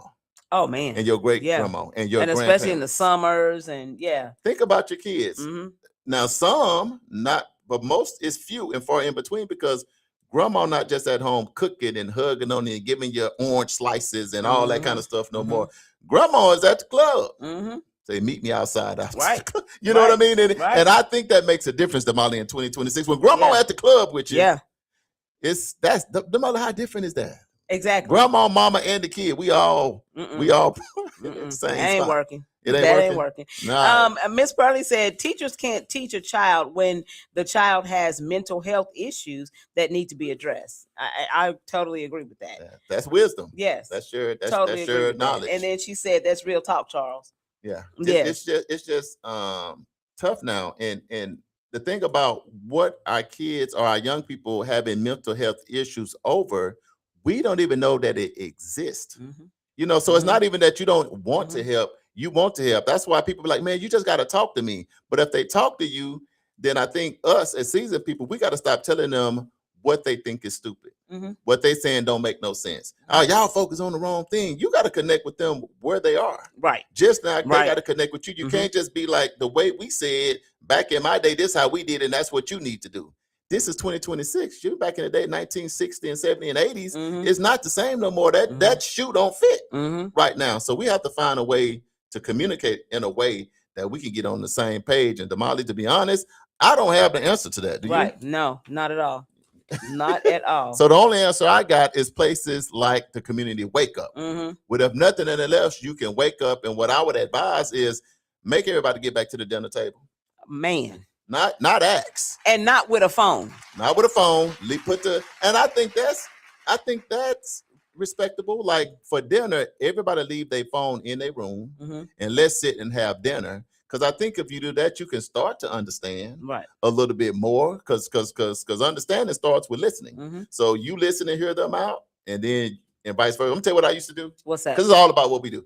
Man, I used to allow my kids to give grades. So what we would do on set myself up, right. So we sit down at the dinner table, and so everybody, I don't care if you 5 years old or you're a teenager or you in college, we sit down and we give each other a grade. And then we say why we gave the person a grade. And if your grade was bad, we would say what you can do to help that grade with you be better. So when I would sit down, you know, whether it was Glow or Khalil or Matt, they could say, well, Daddy, this week, I give you a C+. You like what? Hurt my little feeling. I am an A student as a daddy. But I don't have to sit there and listen and be like, okay, Khalil, why Daddy get a C+? You know, and he may be, well, Dad, you know, I got a video game, but I want to spend time with you. Damali, see, that's back at you. That's my responsibility. Matiana, she might jump in and say, well, Daddy, well, I gave you a D because Matt, the little kids, I'm giving you an F. Right, and they don't I'm care. like, you can't, you done hurt your dad. You can't. The kids young, they get any kind of grade. I gave you an F because you didn't give me a pancake. You can't give a person in life an F for a pancake. A pancake. And somebody like Glow that's older, it'd be a little bit more seasonal. It might be more like, well, Dad, I'm gonna give you a B because I like this particular young man, and you're not even open to me even having a boyfriend. You ain't old enough to have a boyfriend. You can't do this. You don't take time to listen. Where yet I want to meet him so I can shake his hand real firm and hard. And you don't want to do that because sometimes you can feel like you're running them away. So I'm just saying a little tip. Now I get a chance to also give them a grade and give them some input. You know what I mean? So I'm like, little Miss Pancake Matt. And you know what? Then you get an F. No, I wouldn't be like that. But I would show that hit for hit is not what you do. Right. So Matt, even though you gave Daddy an F because you didn't get a pancake, I'm gonna give you an A. Because this week you got up on time, you wash your face. Why the little kids didn't used to want to wash their face? I know, right? and get out mad. You wash your face. Where you going? You ain't wash your face. You ain't comb your hair. Right. But see, when you talk in love, right. then you can add that. So I would give them a grade, but then give them tips on what they could do to do better. So that's like shared knowledge. So Damali, maybe what are some of those things you did? Because you grew up, you got kids too. So what would be some of your things just to keep you and your kids on the same page? We just always try to have conversations and just talk. Like what's going on, what happened with your day, and we still do that now. Like we have a family group chat and we'll put, hey, what's up? What y'all doing? What's happening this weekend? What's going on?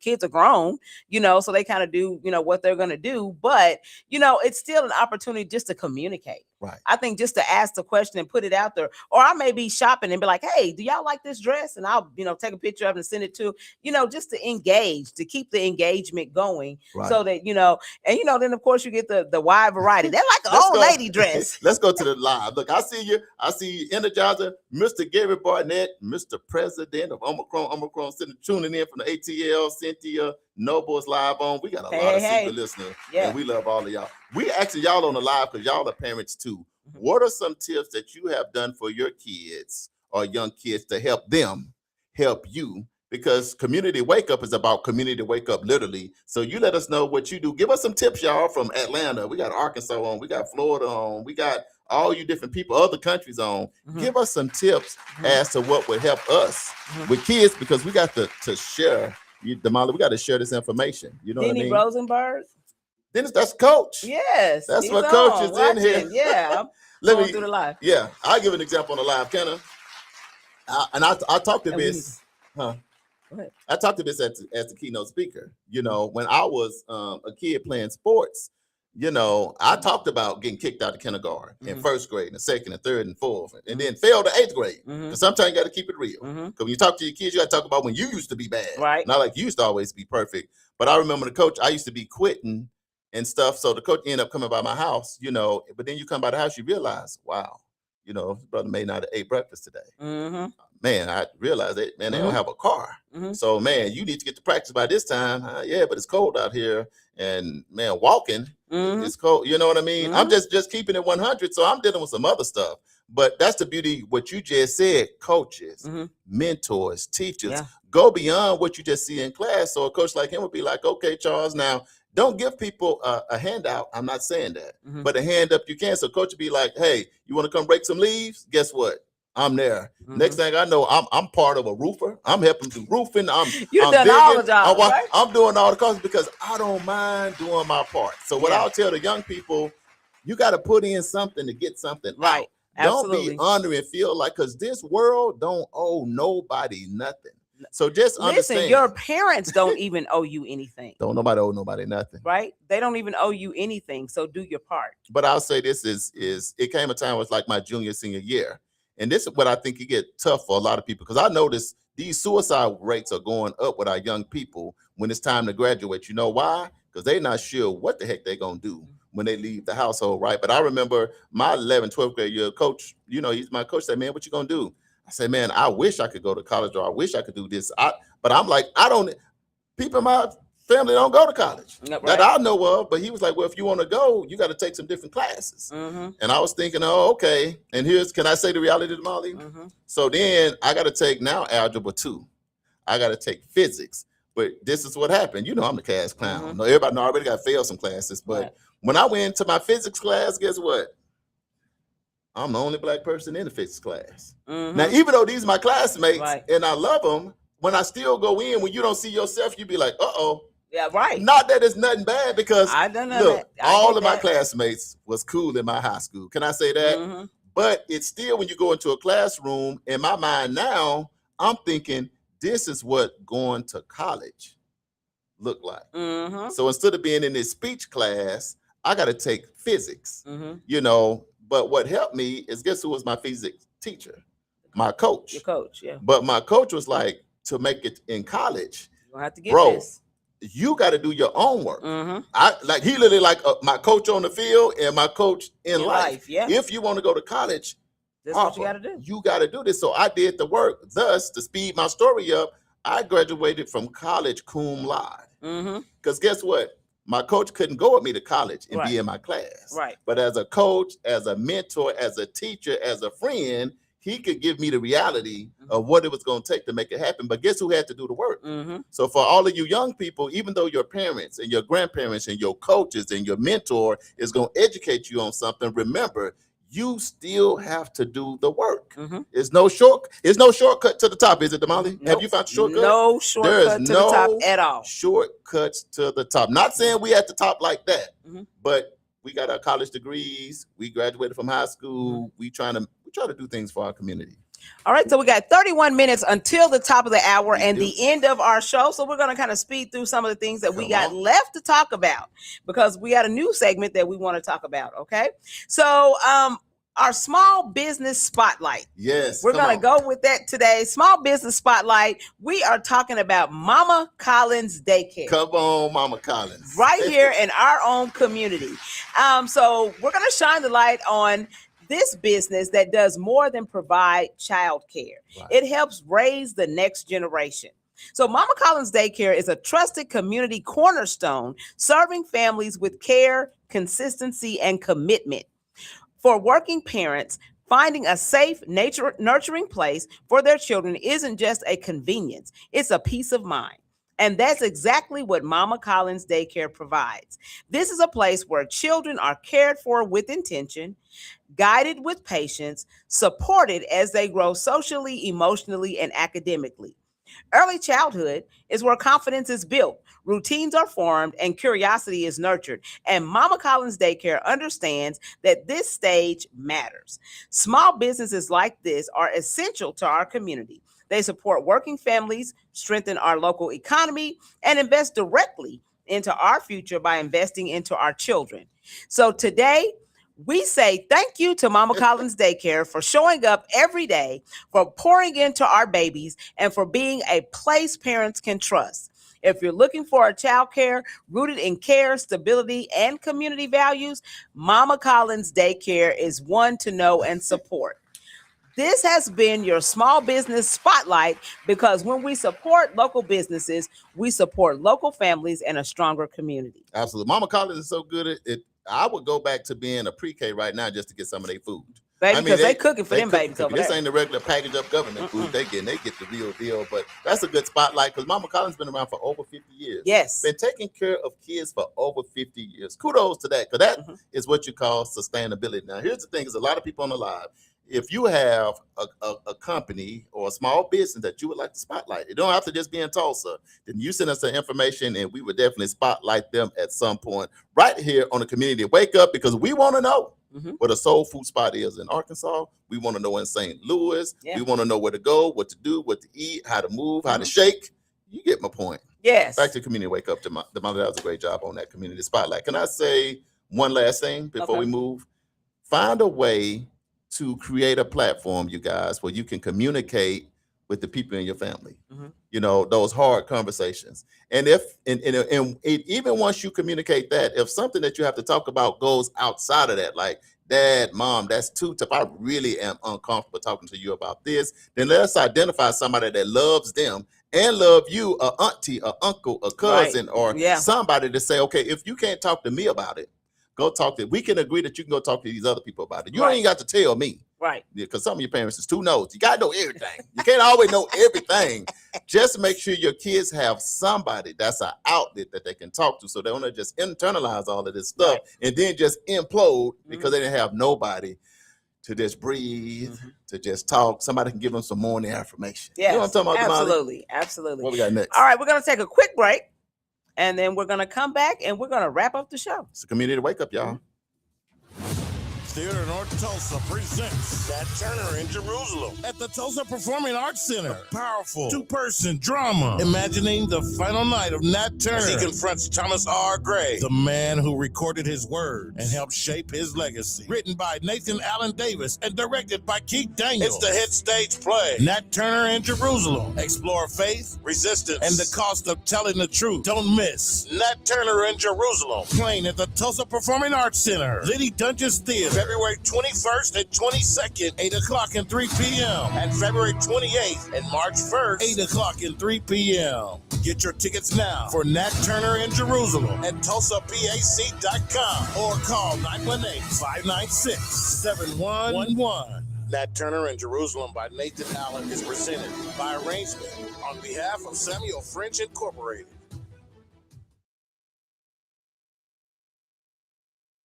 You know what? It's really not that bad being up at 5 a.m. Damali, you know what?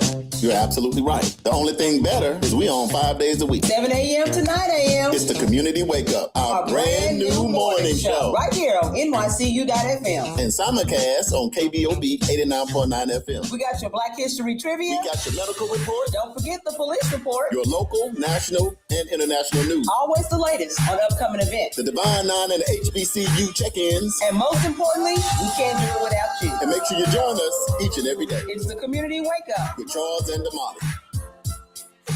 Looking to take your event to the next level with professionalism and energy? Contact World One Development. We host events, have radio personalities, offer community engagement and videography.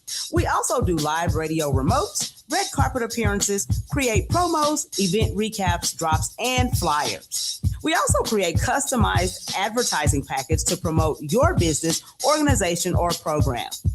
Visit our website at world1development.com.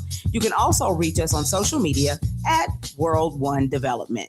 EduRec is the place where education and recreation meets. At EduRec, we have a host of programs such as Spring Break Camp, Summer Camp, and After School. We also have Black History Saturdays. It's located at 5424 North Madison Avenue. To donate, sponsor, or volunteer for any of our programs at EduRec, go to edurectulsa.com. Call EduRec today at 918-430-3947. And you can also visit us on any of our social media platforms at EduRec Tulsa. EduRec Tulsa, where education and recreation meet.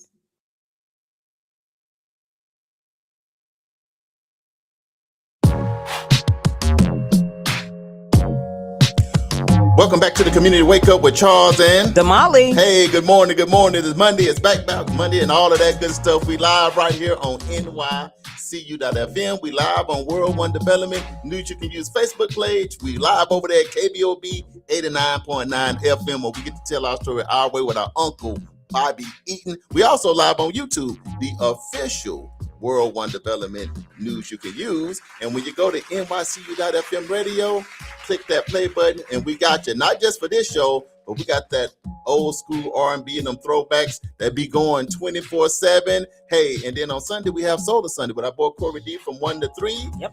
DJ JB Smooth with the Super Mix from 2 to 6. And then that overnight driver, Mr. Energizer, he on the live, baby, from 11 to 3 in the morning. So we got you 24/7. The music is clean, so you can listen with the kids and grandma and uncles and aunties, and you can put your boots on the ground. And we back. All right. All right. So today's message, we've been talking about education. Right. Right. And how education is liberating.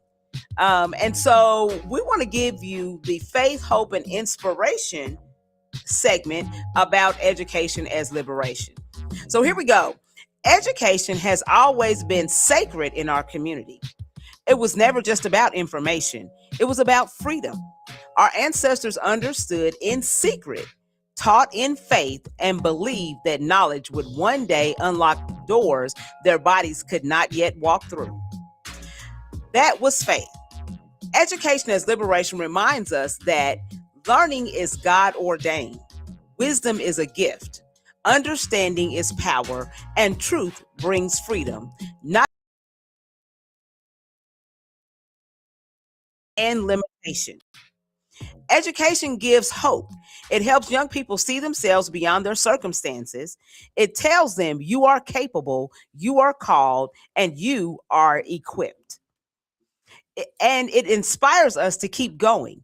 Teachers, mentors, parents, and leaders, even when the work feels heavy.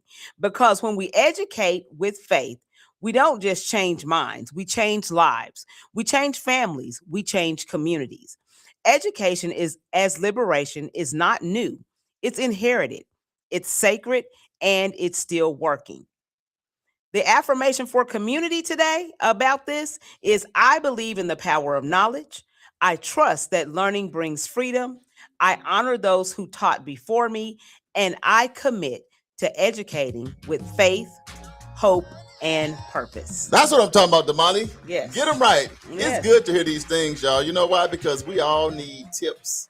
We all need nuggets to pass to these kids or whoever that's around us that look at us as a mentor. Mm-hmm. So this is something that you can just spread to all the mentees, because some days you don't feel like thinking about nothing. But on the community wake up, we're going to always have some nuggets for you that you can use, not for today, but for this week, month, year, however long you might need that. So Damali, that was really, really good. Can I go to the live? Yes. One, I would just want to appreciate all the people that's tuning in, local, national, and international. And I'm going to read some of the comments that came in. Guess who on? Renice Jones. Hey. Our cousin out of Louisville. Yes. We got to get down there to Louisville, Kentucky to see our cousin. Good morning to you. We met her at the Black Wall Street Rally.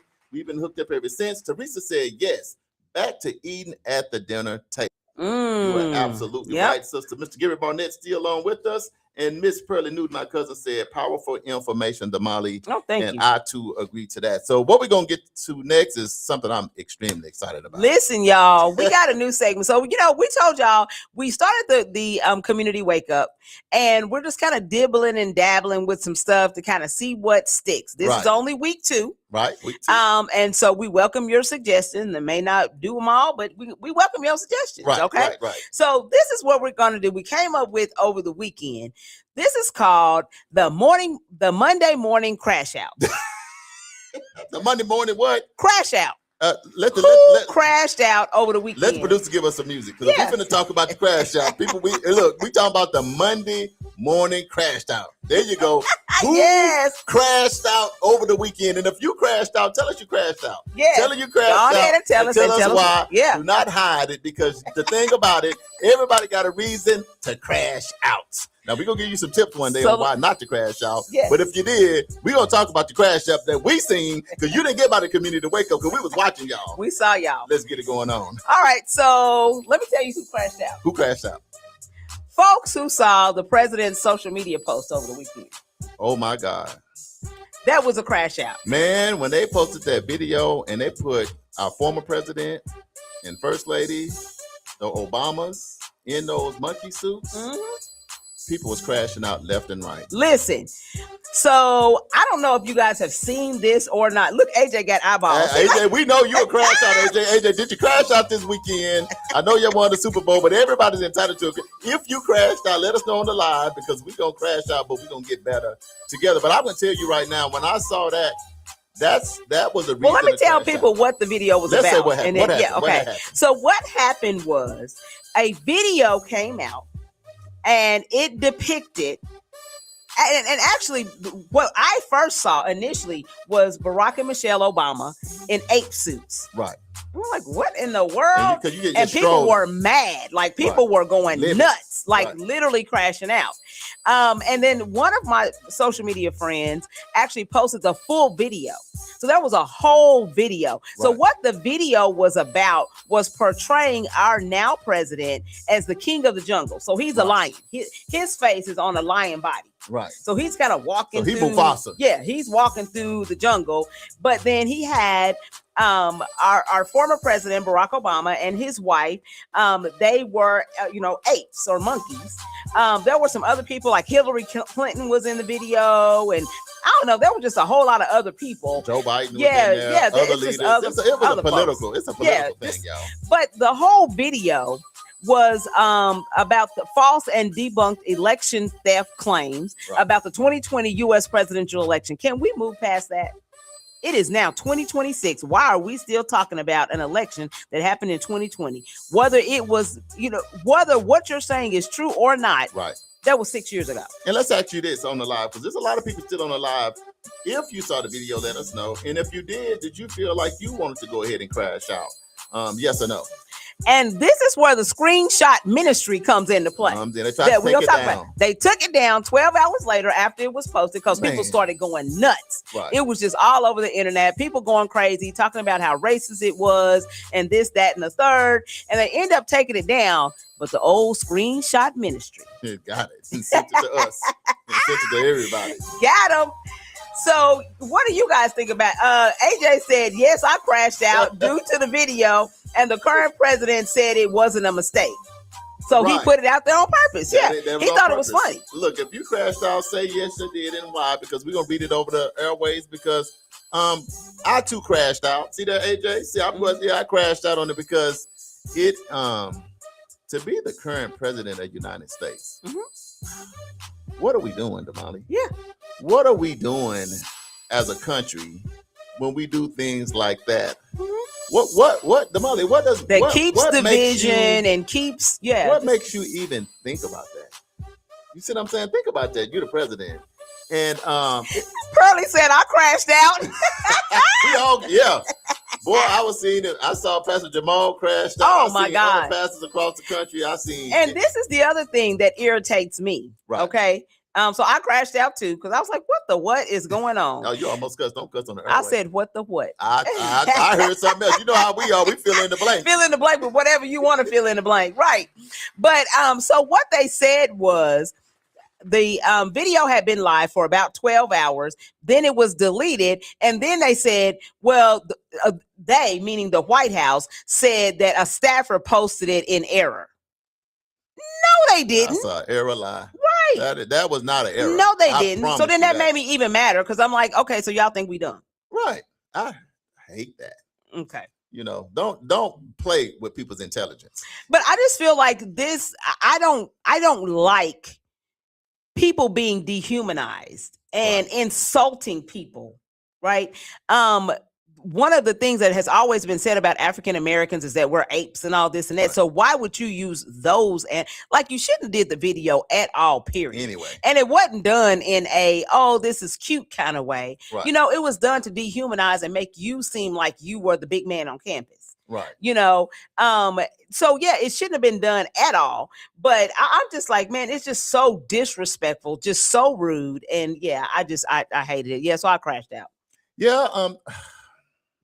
Man, and then when you have a platform, then you try to still be neutral, because the thing about us, we were supposed to be Damali, unbiased, to try to get the middle of the road, but there's no middle of the road with this. This is flat out wrong. I felt like it was ignorant. It should not have been done. I don't feel like it was a mistake. I believe it was intentional. And I think the purpose of it was even bigger than what even happened. So in America right now, I'm just going to tell y'all that it seemed like something like that you're going to react to. Yeah. But then after that, we got to get back intentional and focused, because all this stuff is some kind of Jedi mind trick for something else. You know, because there's always something else. Well, it was already said by this administration that any type of publicity is good publicity. Right. Good, so bad, or indifferent. It could be that. Yeah. So some other announcement, or it could be a distraction.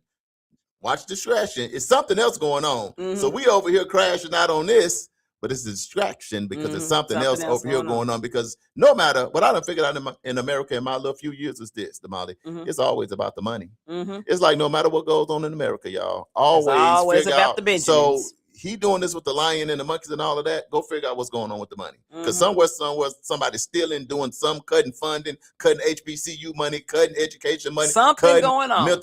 Cutting your Medicaid. There's always something going on. Distract them over here and do some over here, because hopefully the emotions keep them going enough that they don't realize that we really over here cutting this. So even though you got to focus on it, and even though you got to crash out on it, still pay attention. Keep your head on the swivel to see what's really going on. Because I feel Teresa said she crashed out. She said, disgusting and disrespectful. Old Twitter thumbs is always ranting. Right. Gina, I see you, Soro. Welcome to the show. Yes, absolutely. Pearly says, think about the level of a person who posted the video. Absolutely. Hey, you got to factor that in. You ain't got much there. Life is a box of chocolates. You know what I mean? You don't know if the chocolate on the outside they look the same, but a lot of them are nutty on the inside. You got to always remember that. Damali, absolutely. Another people crash out. This is Crash Out Monday. Crash we always out want to know who crashed out over and the weekend. y'all tell us what y'all crashed about. If y'all crashed out about something, we give you our crash out. Somebody cut you off. Somebody done something to you, and you crashed out. We want to know. Also, the New England Patriots coaching staff all crashed out after the Super Bowl. The head coach crashed out. The assistant coach crashed out. Of course, the players crashed out. Up. The whole New England Patriots fan base, they all crashed out. That's because nobody showed up. I don't know what they was doing. I don't know if they partied the night before. I don't know what happened. Yeah. Either way it go. Super Bowl 60 went to them Seattle Boys over there. They crunk, but we are sure that the New England Patriots coach just crashed out. AJ said, I crashed out over the fact that the current president is in his second term because he wants to put his name on everything you can think of. He hasn't been held accountable, and everybody around the president. From everybody around the president, God is going to remind you of who he is in due time because he is watching. Absolutely. Let me tell you this, Damali, that I don't realize. Like, I see him doing all this, but in my mind, how I look at it, because everybody got a different lens to look through, and anybody that know me know my lens is totally different than most people. But when I look at all this stuff he's doing, it just reminds me of how easy it is to do it. Mm-hmm. Think about that. Mm-hmm. So it's kind of like, you old, you'll be out of office in a minute, but you doing this letting me know when somebody else come in how easy they can put the stuff back up, change this back, and do this, because I'm just watching you. And we can go back to a normal country. Yeah, and go even beyond that, and end up in a country better, because now we understand, oh, if you get this and this, you can just do all this crazy stuff. So just as easy as somebody can do something, you can undo it. And that's what I'm looking at. So, okay, we see you shine and doing your thing, but you're not going to be the president forever. So when the next one come in, line item 1 out. And that, my friends, is why you need to vote. Vote and watch the community wake up. Exactly. At least them another group of folks that crashed out are the folks who realized Coco Jones was performing the Black national anthem at the Super Bowl. Damali, I did not realize, and we love everybody, black, white, green, or yellow. Let me just say, can I say that first? But I did not realize so many white people did not know that there was a Black national anthem. I mean, they was crashing out, going ballistic, going nuts. Y'all on the line. When they realized that that's what she was singing. I dare you, make up a song. They act like this been made up last week. It's like the Black national anthem been around for about 120 years. Like, you be wondering, like, in America, you like, where y'all been? You be wondering in your mind, like, but I think that's the thing when you forget that American history is everybody's history. But when you only focus on what you want to focus on, then you forget. See, us, we got to learn everything. So we know about all y'all stuff, but when it comes to other people's stuff, you're just unaware. So when the guy performs the halftime show, you don't know what's going on because you took no time to understand somebody else's culture. But people was crashing out totally because they thought we just created the Black national anthem last week. And with Beyonce and Jay-Z, with Little John and the East Side Boys. We just did the Black national anthem. I'm like, they is crashing out all over the place. Damali, what was your thoughts on that? That so many people didn't know. Listen, I don't know what. So this is the thing. The Super Bowl is supposed to be for everybody. Am I correct? It's for everybody. It's for everybody. So that means all are welcome. Look at the football field. Look who playing on the football field. So this right here that we doing, this is for everybody, because about every race out here, you know, now everybody ain't out there, but you know what I'm talking about, black, white, green, yellow. This is what we're doing for the Super Bowl. Everybody is supposed to be welcome. Now, listen, you want our dollars, right? The dollars that are generated by this event, we want those dollars, but we don't want everybody to be represented. So my money is good enough to be here, but my culture is not good enough to be here. That's what you're saying. Right. And so for me, I'm just like, this is a cultural event. This represents everybody. So we all need to be a part of it. So for me, her singing the Black national anthem, great. Kudos. You know, if we have Bad Bunny up here doing his performance, great. Kudos. Because it's representative of everybody in our United States. And we're so sorry that y'all all had to crash out.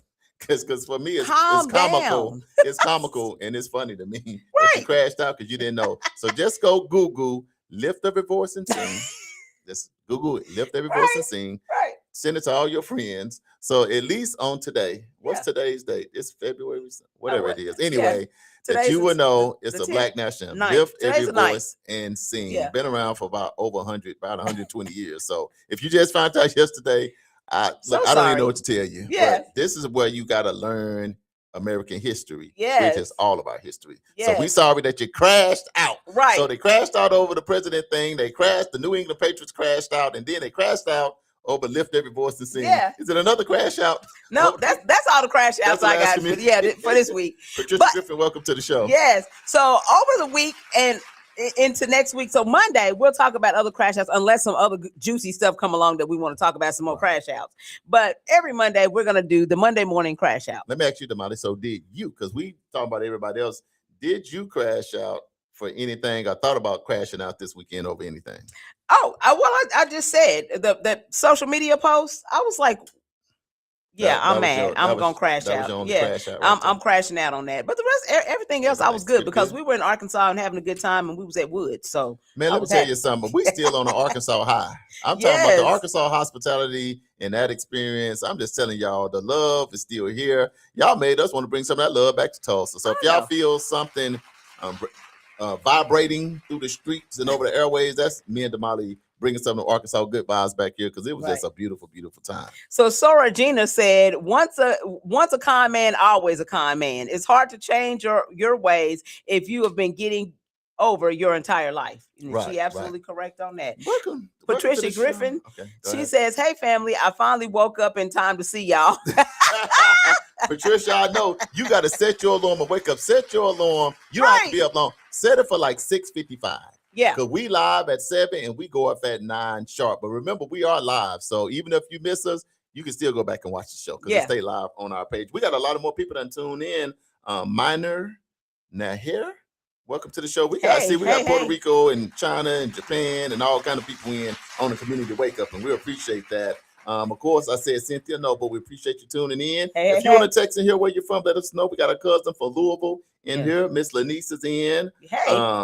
We got a couple new people just popped in. Patricia finally woke up. And she said, she finally woke up in time to tune in. Faye Nelson, good morning, Charles. Have a blessed day. Thank you, Faye. I ran into Mr. Lee Otis Nelson, the man, the myth, the legend, man. We hugged. He got great goatee. I got a great goatee.